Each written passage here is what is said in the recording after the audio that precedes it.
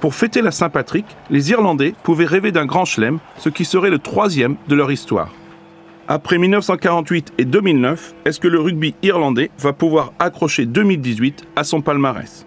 L'Angleterre reste, elle, sur 2 défaites consécutives et va chercher à prendre sa revanche sur l'Irlande, qui l'avait privé l'an dernier d'un grand chelem à Dublin.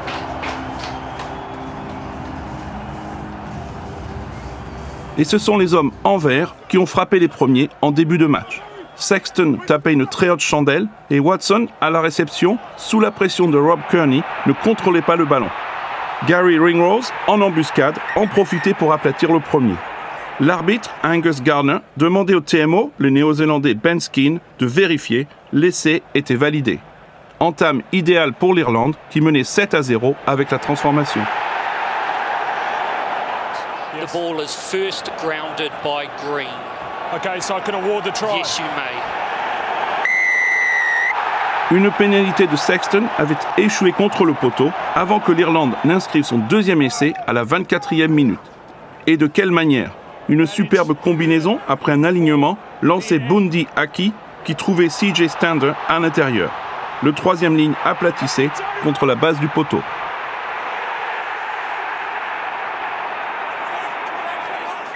Superbe mouvement offensif de la part des Irlandais. Il était une nouvelle fois fait appel au TMO qui confirmait l'essai. Décision indiscutable et 14-0 pour l'Irlande après une transformation facile de Johnny Sexton.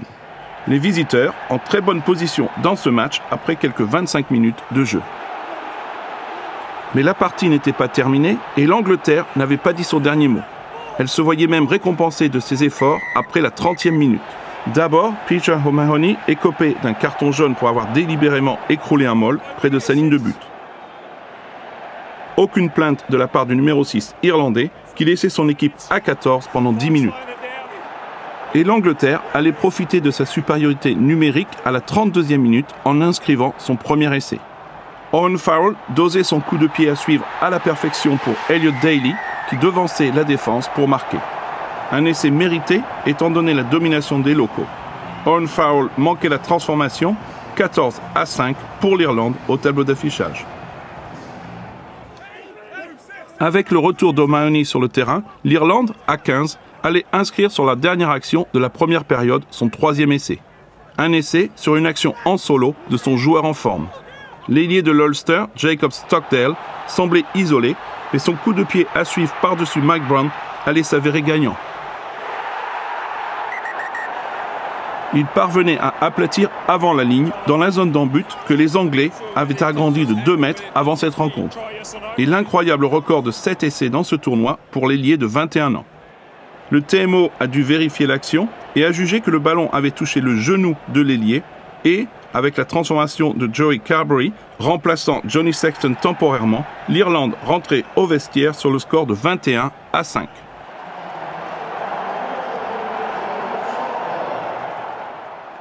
L'Angleterre a dominé territorialement le début de la 2e période et a été à 2 doigts de marquer un essai par Elliot Daly sur l'aile. L'ailier des Wasps semblait filer à l'essai avant que Keith Earls, d'une cuillère parfaite, ne sauve la situation.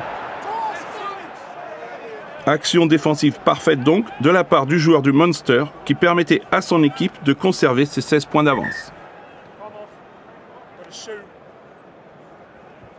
Ensuite, après avoir résisté à la pression anglaise, l'Irlande aggravait la marque à la 60e minute sur une pénalité réussie par Conor Murray, remplaçant Johnny Sexton au pied. Frappe précise du numéro 9 et 24-5 pour les visiteurs. Avec 19 points d'avance à 20 minutes de la fin du match, le grand chelem semblait dans la poche pour l'Irlande. Mais l'Angleterre n'abdiquait pas et à la 65e minute, elle était récompensée de ses efforts avec un 2e essai. Un essai très bien construit avec George Ford, puis Mike Brown qui réalisait un superbe offload pour Daly sur son aile. Daly n'avait plus qu'à aller aplatir dans l'en-but son 2e essai de la partie. Un essai qui doit beaucoup à la passe de Mike Brown dans la zone de marque. Malheureusement pour l'Angleterre, Owen Farrell manquait la transformation et l'Irlande conservait un avantage substantiel 24-10. Puis, alors que la sirène avait retenti et que les Irlandais sur le banc fêtaient la victoire, l'Angleterre lançait une dernière attaque. Un essai transformé pouvait encore rapporter 1 point de bonus défensif. et c'est Johnny May qui récupérait le ballon sur son aile pour aller marquer en coin les derniers points de la partie. Ce n'était finalement qu'un essai de consolation pour les hommes d'Eddie Jones, surtout après l'échec au pied de Farrell à la transformation. Le match s'est donc achevé sur le score de 24-15 en faveur de l'Irlande, qui pouvait célébrer son 3e grand chelem. Un grand moment pour les hommes de Joe Schmidt dans l'histoire du rugby irlandais. Les joueurs, tout comme les supporters, pouvaient commencer les célébrations. L'Angleterre a donc perdu 3 matchs d'affilée pour la première fois sous Eddie Jones. Et c'est donc Rory Best qui a soulevé le trophée, qui récompense un superbe tournoi de la part des Irlandais. L'Irlande est donc un très beau vainqueur de l'édition 2018 du NatWest 6 Nations.